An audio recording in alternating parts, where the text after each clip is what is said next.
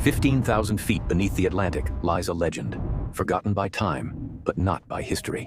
The Bismarck, pride of the German Navy, sunk in 1941, and today, we're bringing her back. From ocean grave to naval glory, this is the impossible salvage. 600 miles west of France, in waters so deep that sunlight has never touched the bottom.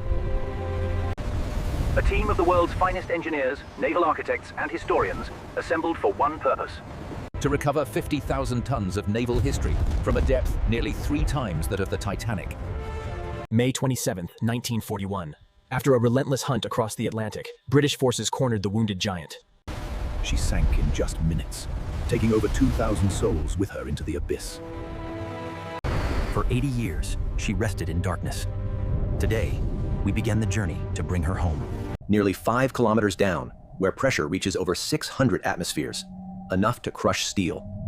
And there she is, resting upright, embedded in volcanic mud, as if waiting to sail again. 80 years of saltwater corrosion have taken their toll. But beneath the decay, the Bismarck endures. British 14-inch shells tore through her upper works. The damage is catastrophic, but not irreparable. The main turrets, each weighing over 1,000 tons, fell away as she capsized. They'll need to be recovered separately.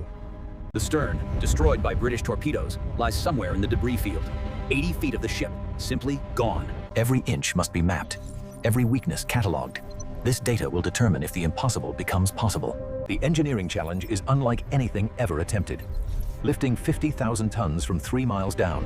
The plan: seal the hull, force out the water with compressed air, attach buoyancy pontoons, and lift her section by section. It will require 12 support vessels, 6,000 tons of equipment, and 18 months of work. The largest deep-sea salvage operation in history is about to begin. First, specialized diving teams must descend to prepare the hull, a journey few humans have ever made. At this depth, every movement is deliberate. One mistake can be fatal. The pressure is merciless. Phase 1. Seal every breach. The hull must hold pressure before she can hold air. 312 patches, each one custom fabricated. Each one must form a watertight seal at 600 atmospheres.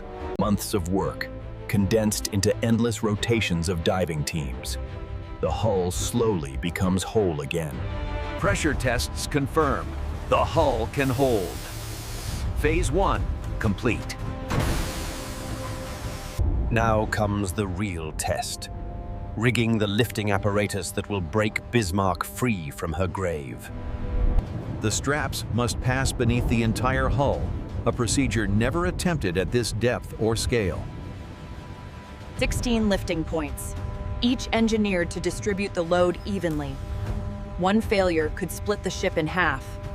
The buoyancy pontoons, when inflated, they'll provide 30,000 tons of additional lift. Each pontoon stretches 200 feet long. Securing them requires precision measured in millimeters. 12 pontoons in total, positioned to lift the bow and stern simultaneously, keeping her level as she rises. The compressed air system, the heart of the lift. 3 million cubic feet of air, forced 3 miles down. First, the hull itself. Compartment by compartment, water is replaced with air. The ship begins to remember buoyancy. As buoyancy returns, the massive hull begins to shift in its grave. The sediment groans under changing pressure. The lifting straps take strain. Every ounce of buoyancy now pushes against 80 years of suction. She's fighting us! Decades of sediment have her in a death grip. The suction force is immense. A choice. Increase the lift force and risk tearing her apart, or fail before we've begun. Maximum pressure. The straps are at 92% of failure limit. Everything depends on the next few seconds. She breaks free. After 80 years, the Bismarck rises. Rising at 1 meter per minute. Any faster risks catastrophic structural failure. She must rise slowly. Through the midnight zone, where no sunlight has reached in millions of years, A warship returns from the dead.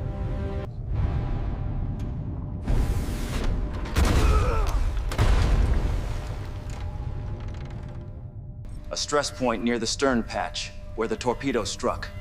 If it fails now, we lose everything. All stop.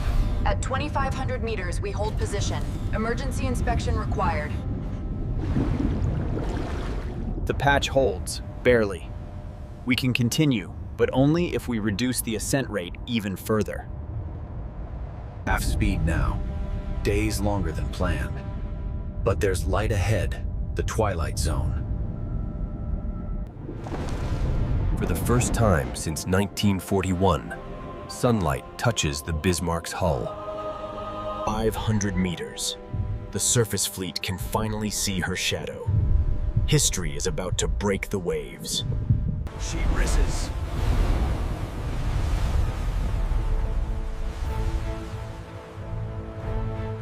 Eighth years beneath the sea, and the Bismarck sees daylight once more.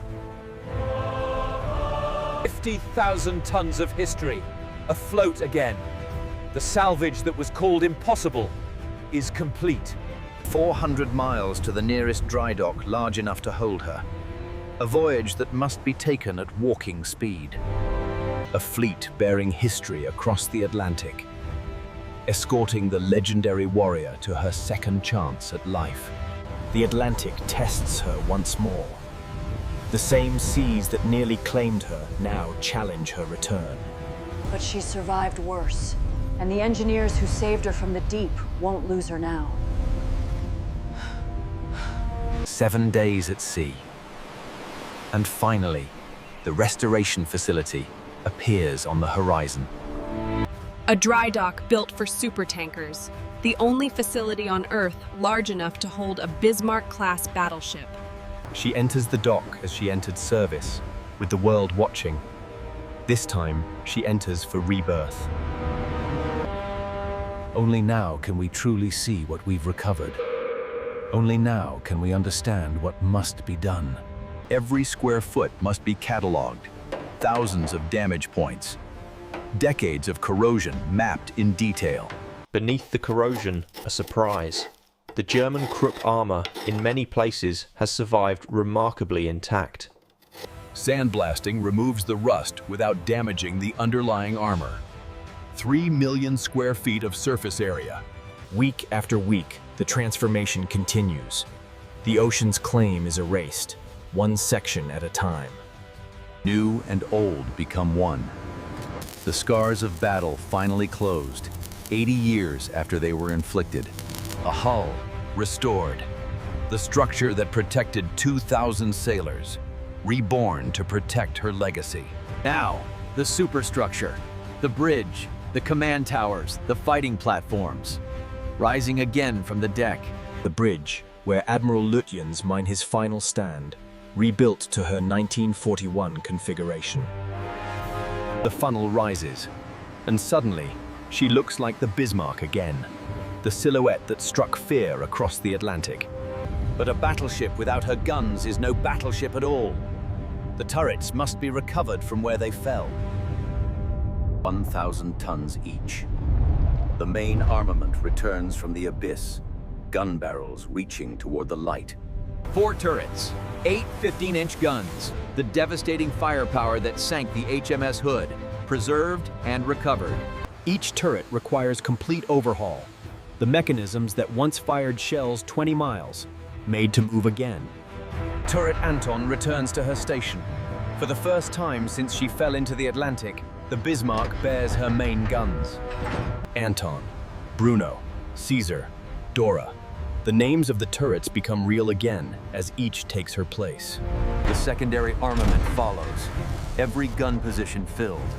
Every fire control station manned by history. Every compartment restored to 1941 condition. The spaces where sailors lived, fought, and died, preserved for eternity. The structure is complete. Now, the final transformation. Dunkelgrau, the dark gray of the Kriegsmarine, the first brushstroke of identity. Every color matched to original Navy specifications. An authentic restoration down to the last detail. The final details. The name that launched a legend. Restored to her place at the stern. She floats. The Bismarck floats again.